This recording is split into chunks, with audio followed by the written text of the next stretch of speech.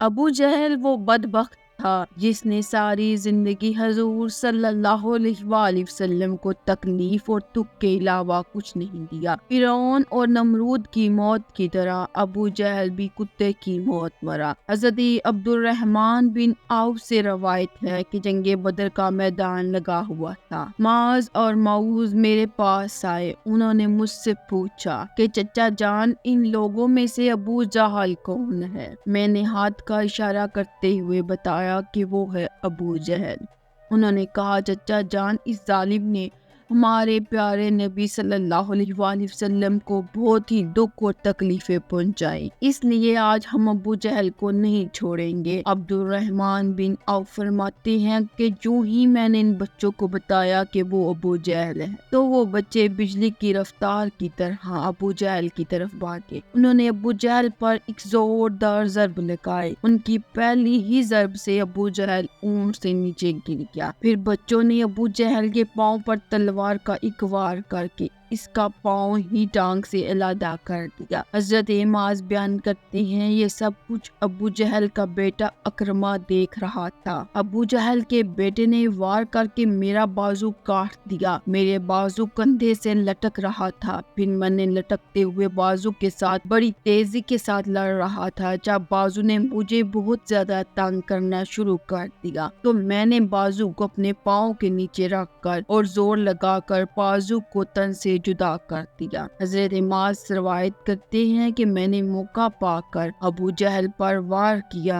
جس سے ابو جہل کے جسم سے خون کے فوارے جاری ہو گئے۔ ابو جہل کو موت کے گھاٹ اتار کر یہ دونوں بچے حضور صلی اللہ علیہ وآلہ وسلم کے پاس گئے اور عرض کرنے لگے، یا رسول اللہ صلی اللہ علیہ وآلہ وسلم، ہم نے ابو جہل کو قتل کر ڈالا ہے۔ عبری میں لکھا گیا ہے کہ ابو جہل ابھی قتل نہیں ہوا تھا بلکہ وہ درد سے چلا رہا تھا، تڑپ تڑپ کر درد سے چلاتا ہوا موت کا انتظار کر رہا تھا۔ جب جنگ بدر ختم ہوئی تو حضور صلی اللہ علیہ وآلہ وسلم نے تمام صحابہ کو حکم دیا کہ ابو جہل کو تلاش کیجیے۔ سب صحابہ اکرام ابو جہل کی لاش کی تلاش میں مصروف ہوئے۔ حضرت عبداللہ بن مسعود ان میں شامل تھے۔ حضرت محمد صلی اللہ علیہ وآلہ وسلم نے تمام صحابہ کو ابو جہل کی ایک نشانی بتائی تھی کہ ابو جہل کے گھٹنے پر ایک نشان ہوگا۔ صحابہ کرام نے عرض کیا، یا رسول اللہ صلی اللہ علیہ وآلہ وسلم، ابو جہل کے گھٹنے پر وہ نشان کس طرح آیا؟ حضور صلی اللہ علیہ وآلہ وسلم نے فرمایا، ایک دفعہ میں اور ابو جہل عبداللہ بن جدعان کے گھر دعوت میں شامل تھے۔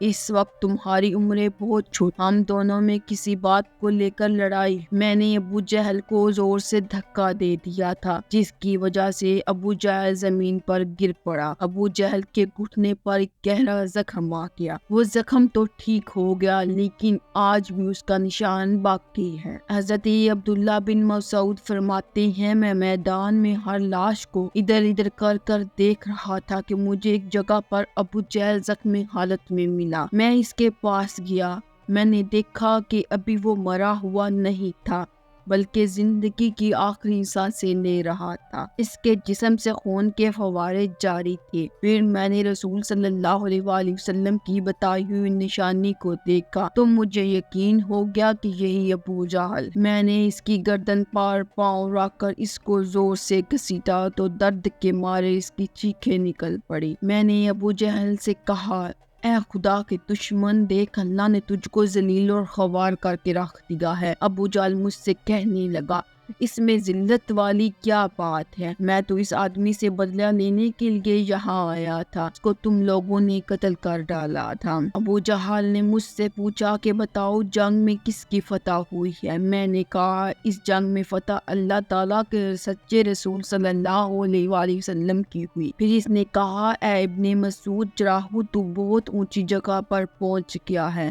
دوسرے قول میں یہ بیان کیا جاتا ہے کہ حضرت عبداللہ بن مسعود نے بیان کیا ہے کہ میں نے ابو جہل سے کہا، تیرا قاتل میں ہوں۔ ابو جہل نے کہا، نہیں، تو اس سے پہلے مجھے کوئی قتل کر گیا ہے۔ ایک قول اور بھی بیان کیا جاتا ہے کہ جب ابن مسعود رضی اللہ تعالیٰ ابو جہل کے سینے پر بیٹھ کر کہنے لگے، یہ اسلام کے بدترین دشمن تم فرعون سے بھی زیادہ بدبخت نکلے۔ فرعون نے پھر بھی مرتے وقت اپنی غلطیوں کو مان لیا کہ میں غلط ہوں، لیکن تم تو مرتے وقت بھی اسلام کے خلاف بکواس کر رہے ہو۔ یہ سن کر ابو جہل نے جواب دیا کہ اپنی آقا حضور صلی اللہ علیہ وآلہ وسلم کو جا کر یہ میرا پیغام دے دو کہ ابو جہل اس دنیا سے تو چلا گیا، لیکن وہ یہ پیغام دے گیا ہے کہ حضور صلی اللہ علیہ وآلہ وسلم کا سب سے بڑا دشمن میں ہوں۔ ابو جہل کی زبان سے یہ سن کر میں نے ابو جہل کی تلوار پکڑی اور اس سے اس کے جسم اور اس کے سر کو جدا کر کے رکھ دیا۔ فرماتے ہیں میں نے جسم سے سر کو جدا کر کے نبی صلی اللہ علیہ وآلہ وسلم کے پاس لے گیا۔ ابو جہل کا سر پیش کرتے ہوئے عرض کی یا رسول اللہ یہ لیں۔ ابو جہل کا سر رسول صلی اللہ علیہ وآلہ وسلم نے فرمایا قسم ہے اس ذات کی جس کے قبضے میں میری جان ہے، بے شک یہی ابو جہل کا سر ہے۔ پھر آپ صلی اللہ علیہ وآلہ وسلم نے ابو جہل کے سر کے پاس کھڑے ہو کر فرمانے لگے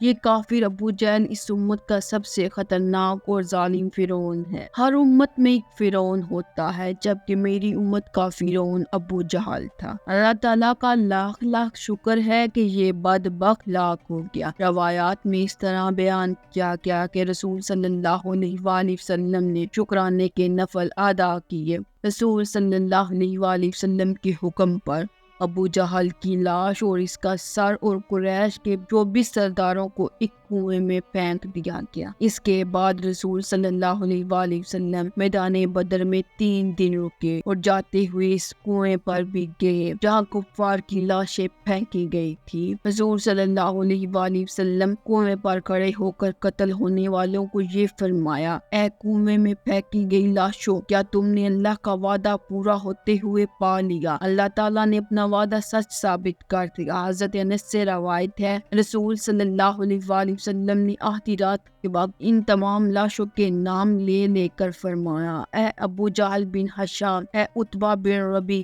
اس طرح نبی صلی اللہ علیہ وآلہ وسلم نے سب کنویں میں پھینکی گئی لاشوں کے نام لیتے ہوئے فرمایا کیا تم نے رب کائنات کا وعدہ پورا ہوتے ہوئے دیکھ لیا ہے؟ کیا تم نے اپنے خدا و بتوں کا وعدہ سچ پایا؟ میرے خدا نے مجھ سے جو وعدہ کیا وہ سچ ثابت ہو گیا۔ اس پر صحابہ نے حضور صلی اللہ علیہ وآلہ وسلم سے پوچھا یا رسول اللہ صلی اللہ علیہ وآلہ وسلم آپ لاشوں سے باتیں کر رہے ہیں؟ تو حضور صلی اللہ علیہ وآلہ وسلم نے فرمایا کہ جو باتیں میں ان سے کر رہا ہوں تم ان لاشوں سے زیادہ نہیں سن سکتے، بس یہ لاشیں بول نہیں سکتی، یہ سب کچھ میری باتیں سن رہی ہیں۔ امام طبری لکھتے ہیں کہ محمد بن اسحاق بیان فرماتے ہیں بعض علماء کرام نے یہ بات بیان کرتے ہوئے فرمایا حضور صلی اللہ علیہ وآلہ وسلم نے کہا تم لوگوں نے مجھ سے دشمنی، تم نے مجھ کو میرے شہر سے ہی نکال دیا، دوسرے لوگوں نے مجھ کو اپنے شہر میں پناہ دی، تم لوگ مجھ کو جھوٹا کہتے رہے ہو، دوسرے لوگوں نے مجھے سچا مانا اور آخری نبی بھی مانا، تم لوگوں نے مجھ کو بے شمار تکلیفیں دی لیکن دوسرے لوگ میرے لیے میری پریشانیوں میں شریک رہے۔ اس کے بعد رسول صلی اللہ علیہ وآلہ وسلم نے فرمایا کہ میں نے تو اپنے رب کائنات کے وعدے کو سچ پایا۔